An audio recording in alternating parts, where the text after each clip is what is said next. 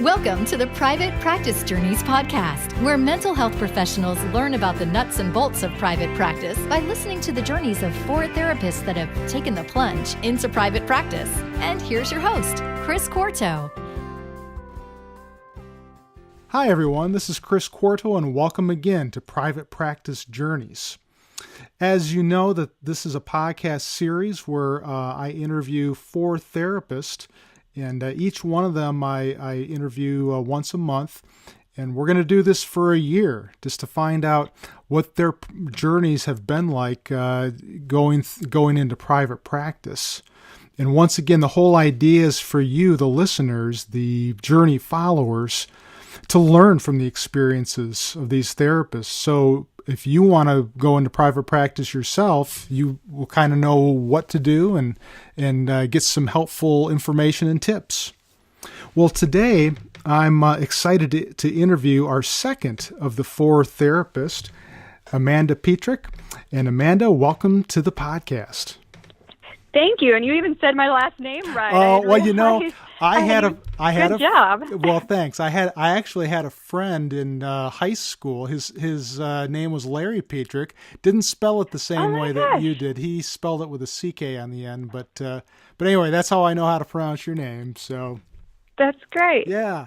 Well, like you said, my name's Amanda Petrik. I am a licensed clinical professional counselor. I'm also a registered play therapist and supervisor, so I can supervise anybody who's trying to get their credential for a play therapy. Oh, very cool.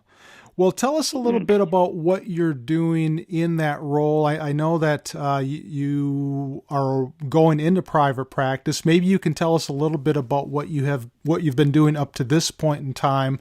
Then maybe tell us a little bit about your private practice endeavor. Thanks. Yeah. So like most people, I did the community mental health center thing straight out of grad school. That high burnout rate. So then a couple years ago, I went and started working at a hospital, which was amazing, much more flexible. And so while I was doing that work, because that was just an 8-to-5 job, I was like, I'm going to delve into some part-time private practice because I could do that in the evenings and the weekends. And then a couple months ago, kind of impulsively, I was not planning it at all. I just gave my notice. I think one day I was kind of frustrated and I was like, I'm leaving. Wasn't planning to do that for several years. So hence, just this week I went full-time private practice. Oh my gosh. This must be so exciting for you, but nerve-wracking too. Yes, both. I was so thrilled, but because I'm such a planner and organizer because I had not planned to do this at all. Yeah. Very scary. Oh, wow. So tell me a little bit about the role in the hospital, first of all. What were you doing in the hospital? Oh, yeah. So we have an outpatient program. So they were mostly known for their inpatient program when adults and kids were hospitalized there. And so they were trying to develop their outpatient therapy program when they hired me on. And because they literally only had like one therapist there when I came. Right. And so I was one of their clinical therapists there. So just there, 8-to-5, saw anybody, any age, any disorder. Okay. Pretty easy because they didn't have any expectations, no productivity standards, And then as I was there for a couple years, the standards kind of changed, and hence why I impulsively left. You decided that was a good time to leave. I know. I was like, I could do this on my own. Well, that's fantastic. Well, I know I have a colleague who is a play therapist and a play therapist supervisor.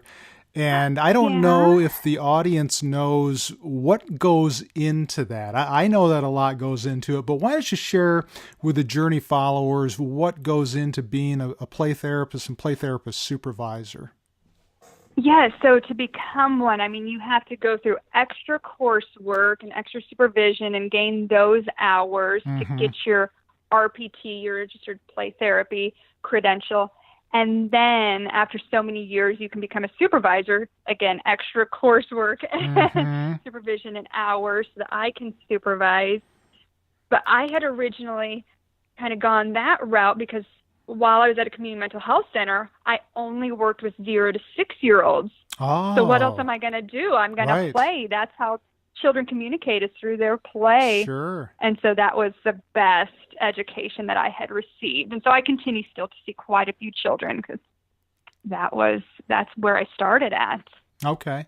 And I want to talk a little bit more about that in a little while in terms of niching for private practice. But before we even get into all of that, let's talk a little bit about your story, Amanda. I like to hear the therapist stories about how they got into the helping profession, and and also why private practice. So let's start off with you just by talking a little bit about what kind of interested you in the helping profession. Yeah, I have like the worst story. Most people I hear, I wanted to help people and save them. And I literally was that like 15-year-old, ornery, cocky female teenager that just thought I knew it all. Mm-hmm. And I gave great advice and wanted to tell people what to do. So what did I do? I enrolled in my high school, we can enroll in college classes. Right.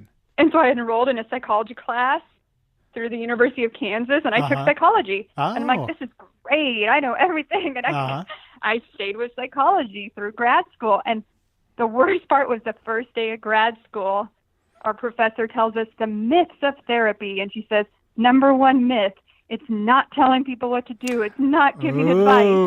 Yeah. And I was like, oh, no. But I still loved it. And it's been a perfect fit. Were you one of those people, kind of thinking back to high school, that people would come to you to talk to you about their problems? Yes. Yeah. Always have been, which kind of fits in why I was like, oh, this is perfect for me. I'm always having to tell people what to do. Yeah. Might as well get paid for it. Well, sure. But I think that some people really have that knack. And I think it's interesting that, people kind of going back, because I was kind of that way in middle school and high school too, where people would just kind of come to me. I didn't know why, but they just kind of gravitate. And isn't that interesting how you might not know it, or some people don't know it at the time, that eventually they'll become a counselor, but it kind of starts off that way for a lot of people, doesn't it? Even then, as a teenager. Yeah, exactly. So you went into college and you took some psychology classes, and you decided let's go on and get I really did enjoy it. Yeah, and the graduate degree, and so what was the graduate degree in? So mine was counseling psychology. Okay. So you went through that, and at what point in time were you thinking the possibility of private practice? Were you thinking about it at that time or not really? What's funny is no, it didn't occur until a couple years ago when I was at the hospital. Oh. And when I started reaching out to some colleagues about how do I make this happen, they actually were like, you never wanted to have a private practice. You told me you would never do this. And I was like, I did. And I think it was more the fear is I just told everybody that. I was, it's a really scary step, how do I go about doing this? And so I just told everybody I would never. And now that I am, I'm like, I can't believe I waited so long. Oh, wow. It was not nearly as difficult as I thought. Well, what was it that attracted you to private practice, Amanda? Why did you think that you wanted to do this, and why did you think that this was the time to do it? Yeah, I think because I had these meetings with my bosses about kind of why I was making this change, and the two big reasons were the type of clients that I would get to see, and it's because other agencies, they would assign you the clientele, and you could get anybody and everybody.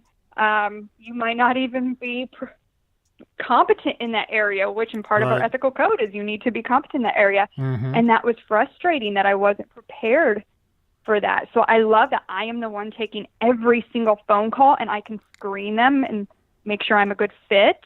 And if not, refer them elsewhere. So that was probably the number one reason. And then just the flexibility that if there's been like speaking engagements I've wanted to do in the community, and this past year I couldn't get off for 3 hours to go do that. Mm-hmm. And now I've already been contacted if I could do that in a few months. And I'm like, yes, I can. It's on my calendar now. Isn't that nice to have that flexibility? Yes, it was so great. Yeah. Or even being able to schedule this with you. And I'm like, yes, I can make that happen now. Right, exactly. Well, Cindy, Cindy Norton, the first therapist we talked to on the first podcast episode, she had mentioned some of the same things too about working in a mental health center and seeing all different types of people. Which is something I can relate to also. I had talked to Cindy about, having to be the jack of all trades, because you never knew who was going to walk into the door and who was going to be assigned to you. And you just kind of, you do the best you can. But you know that you're definitely, what you said about fit, that you're definitely a better fit for certain clients than you are for others. And in your role as a private practitioner, you have a lot more decision-making power, and really to make decisions that are in the best interests of clients. Wouldn't you agree? Exactly. Like, I know we all like to pretend like we can save everybody and treat everything. Yeah. But that's not best for our clients. Right, exactly. Mm-hmm. So it's nice to be able to tell people, like, I'm not best for you. Here's my friend's number. And that's honesty, really. I mean, that's being genuine and honest and really wanting to look out for their best interests and say, hey, I might not be the best fit, but hey, I know somebody who would be a really good fit for you. And, I think part of private practice, obviously, is having those referral networks set up as well. But I'm kind of curious now that you're in full-time private practice. Does it sound strange to hear that, by the way? Oh, it does. It's very scary still to me. And so what are you going to do in your private practice? Are you just going to focus on kids, or who are you going to work with? So I'm doing all ages because I have that specialty with children. I will still see them. All right. But while I was at the hospital, I saw almost all adults, and I loved it. That was my favorite thing ever. So I'm like, well, that's exciting. Now I'm able to see that variety. I don't have to turn down any certain age. Mm-hmm. But my specialty has become anxiety disorders. I was highly trained in kind of cognitive behavioral therapy, exposure, and some response prevention. Like OCD is probably my favorite. So I've really been working kind of on my website and everything to just specialize in anxiety for all ages. All right. That's very cool. Yes. So, Thank you. So you decided to kind of specialize in this area. And I'm wondering that you were just talking about website and all that kind of stuff. I think there's a lot that goes into preparing for private practice. And why don't you share a little bit about what you've done along those lines? Because, a lot of people don't realize that, there is a lot of preparation involved here. Yeah. So when I was just doing part-time, I literally just threw up a Psychology Today profile, and that was it. I had nothing else. No other social media, no website, I did no other marketing. I did the Psychology Today, and that brought in enough, referrals. Right. So then a month ago, I was like, oh my gosh, I might need to actually do a little more if I'm going full time. Yeah. So I got the website going. I started connecting probably with every doctor I could in town who I would like referrals from, like psychiatrists, OBGYNs, family practitioners. I have emailed probably, over 60-some school counselors, social workers, psychologists.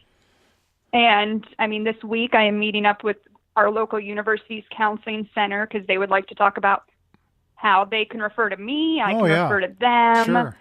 And all of a sudden it just clicked, like, I should probably do more than Psychology Today. And so I just started reaching out to every person I could possibly think of in town. Right. I think that's a great idea, Amanda, because being a successful private practitioner really has to do with building relationships. And people first of all, they have to know who you are. They have to know that you're out there, that you have the practice. But they also have to feel comfortable with you. And a lot of that I found comes through personal contacts. So, meeting up like, with the university people you were talking about, having those personal meetings and face-to-face contact and discussions, I think that really goes a long way to establishing the relationships. Those people feel comfortable. They say, hey, I know who Amanda is. I really liked my interactions with her. I think that I could see how she would be a great fit for our clients. We would love to refer to her. And so I think that, relationship building is such a big part of creating a private practice. It is. And I don't know if in this last year, I just didn't think I needed it because I only, I was just doing some part-time, a few clients a week, or if it was my nerves, taking that next step. Yeah. Oh my gosh, I actually have to make an effort and go see people. Right. But it has been so beneficial. I got a call from a pediatrician the other day, just verifying my hours, my insurance that I'm taking. And she was like, you know what? I'm tired of using the community mental health center in town. She's like, get your schedule ready. I'm sending people to you. Ooh, man. And my eyes just lit up. And I'm like, done. How exciting is worth that? Oh, man. Exactly. That's great. And, I think that's true. I think that there are times that physicians, because the same thing has happened to me, Amanda, where I'm a psychologist, and I've had physicians say, I've referred people to this particular psychologist in town, and you know what? They just aren't responding, or they don't return phone calls to clients. I'm looking for somebody else. And, if you do a good job, we're going to send a steady stream of referrals to you. You know what? It's happened. And, so a lot of that too, I think, not only with establishing relationships like we were talking about before, but actually following through and knowing that those people who are sending the referrals to you, knowing that you're doing a good job, if they hear that, they're just going to continue, and you're going to have that stream of referrals. That is the hope. Yes. Well, let me ask you something, because you've kind of alluded to, some of the thoughts and feelings that you have when you go into private practice and making all these preparations to actually do it. And now you're taking the plunge and you're actually doing this. What are some of the thoughts and feelings that you've had, in the last several weeks and even now being in full-time private practice? Oh gosh. I'm probably going to sound like a lot of our clients, and my poor fiance probably thinks I'm nuts. Every day, I mean, my thoughts, my mood shifts like from second to second. Yeah. 1 second, I'm like, oh my gosh, I just got 3 new Blue Cross referrals, and this physician just called me. I'm going to do great. I'm going to succeed. And then the next day or next few days, I haven't heard anything. Right. And a few clients have canceled, and I'm like, I'm going to fail. Why did I leave my job? I'm thinking or hoping that as this kind of becomes the norm, that it's just ups and downs like this. Yes. That I realize, it's okay. That this is what private practice is like. Right. There are those lulls. I think that's a great description. I think as you were talking about, I was thinking roller coaster. Yep. That fits it. Exactly. Yeah, that's what it is, isn't it? That, you have it's the ups. This emotional roller coaster that I have never been like. Yeah. Most people know me as having just very little reaction to stress. I can handle anything. Oh, I'm coming into my job at the hospital saying, I'm going to fail. Why did I do that? Yeah.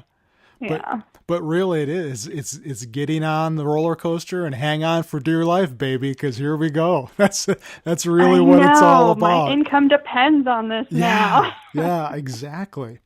Well, tell us a little bit, the Journey followers, a little bit about the challenges at this point in your journey to starting your practice and how you've dealt with those challenges.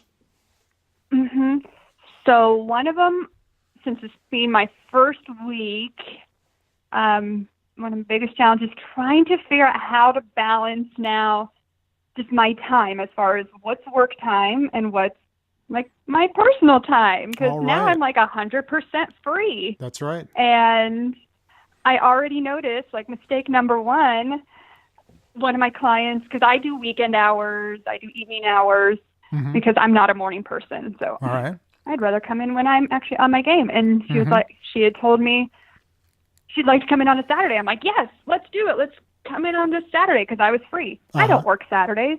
Okay. I've never worked a Saturday. Like I usually do Sundays. But I booked it just because I'm thinking I got to get clients in and I'm free. Like, why not? And I'm thinking I have to make sure I set actual work hours. When I'm going to be doing business stuff, when is my time? I said my fiance might want to see me now and then or want me to like turn off the computer and social media. And I just noticed that I'm trying to like work constantly thinking about marketing and how to improve my business. And so, how to turn that off. So it's part of what you're talking about is setting boundaries. And exactly, so that I don't burn out. Yeah, and I think that, what's interesting is that when I went to school, we really, the whole concept of burnout was just coming on the scene, but we really didn't talk about self-care. Nowadays, in graduate programs, there's a lot more emphasis placed on self-care. And wouldn't you agree that that's essential for private practitioners? It is, and I'm so glad more and more people are talking about it. It's becoming posts on blogs and Facebook. Yeah, exactly. So now we're getting to this point of the podcast where I like to talk about words of wisdom that you might pass along to therapists who are thinking about going into private practice. Maybe they're at the point where you were a couple of years ago, Amanda, where you were just kind of working in the mental health center. You were thinking, I'm never going to do this. I could never do this, and all this kind of stuff. What kind of words of wisdom can you pass on to therapists who might just have a little bit of a spark or an interest in doing this? What might you share with them? What I wish somebody would have told me is that whole metaphor of don't reinvent the wheel. Everything you're doing, somebody else has done before. Because that fear that I had was because I'm thinking, how am I going to find an office? How am I going to get these forms? And what about my notes? And how about marketing?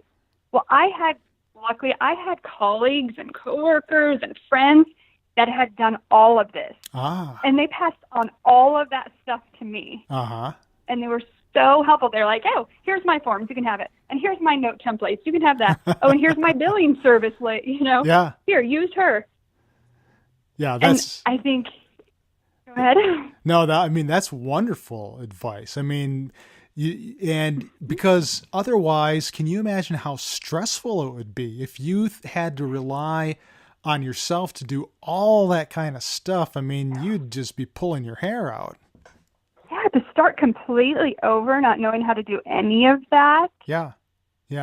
Because you're right. So, there's so many little details of the work that you really don't learn much about in graduate school or even on a job. In a like a community mental health job, there are things that you have to do yourself in private practice. But, if you know people that are doing this kind of stuff already, why not ask them? Why not tap into what they're doing and just kind of keep your stress level at a, somewhat moderate level anyway? Yeah. And we're in the best of professions that we all want to help others and help each other. And I haven't seen anybody that's ever turned down definitely like helping a colleague out start their private practice. So definitely. Yeah. I agree with that. Reach out to somebody. They'll give you those resources. Exactly. Well, you were talking earlier about how you had the Psychology Today profile, and I think you may have mentioned, do you have a website now? I do. I started that, and that's helped a lot. Okay. If you can tell the Journey followers how to get in contact with you or how they can check out your website in particular, that would be really interesting for them. Of course. So my website is www.amandalcpc.com, and then all my contact information is on there, whether email, how to get to my Facebook, Twitter, everything. Okay, wonderful. And I'll make sure and put that in the show notes, so if anybody wants to check out your website, they can do that easily. So, I appreciate that. Well, Amanda, I really appreciate you coming on the podcast today and introducing yourself to the Journey followers. I think it's, like I had said last time, this is going to be a really neat experience. It's going to be a real helpful resource. People who want to go into private practice and just don't know quite how to do it, or they just want to find out, just kind of want to see how others are doing it. So in a sense, it's sort of like a reality show of sorts, just to kind of see, tune in next time to see how Amanda's doing. And that's what we're going to do. You're going to see my ups and downs. That's right. That's right. And so we get to contact you again next month to find out what new and exciting things have happened. So thanks again for coming on the podcast. Thank you for having today. me. Oh, no problem at all. Take care.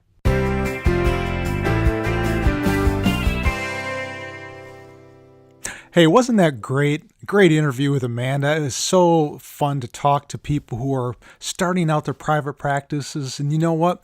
I bet that you might be in the same situation, wondering to yourself, that sounds so fun. It sounds so good. I want to do that too.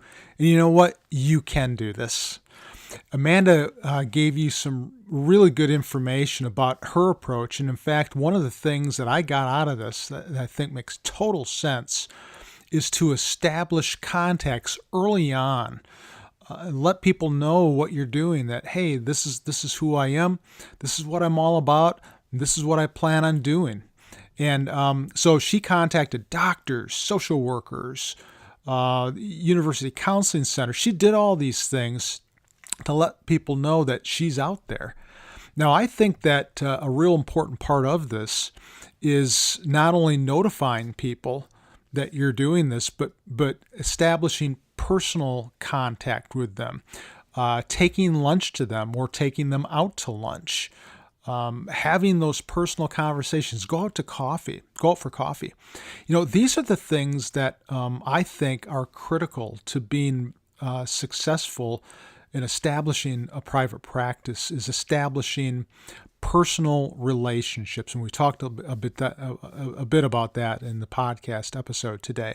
So, if anything, that I got out of this, I think that's probably the golden nugget right there. That if you're considering starting to practice, keep that in mind as something, as a learning point, because there's nothing like establishing personal relationships with referral sources. Okay, so I'm going to ask you a favor. This is sort of a call to action for the Private Practice Journeys community members. I would like to ask you to spread the word about this on other Facebook groups. I know that a lot of you are members of other groups that focus on private practice. And if you wouldn't mind, just go on to those Facebook groups and say, hey, there's this new podcast series out there called Private Practice Journeys. I just listened to this fantastic episode with Amanda Petrik, and there's so much great information in these. If you wouldn't mind doing that, because I want as many people to know about this podcast series as possible. I'm not interested in competing with the other Facebook groups. I just want them to know that there's another choice out there. And in particular, what's so cool about this, as I've said several times, is that we're following 4 therapists throughout the course of 2017. So this is a lot different because we're going for depth with this podcast series, and I want everybody to know that. So my call to action for you is today or tomorrow to just post on another Facebook group that focuses on private practice about this podcast series, so as many people can hear it as possible. Okay, well, this has been a great experience, and I can't wait until next week's podcast episode with Lisa Dewey. And until then, have a great rest of the week.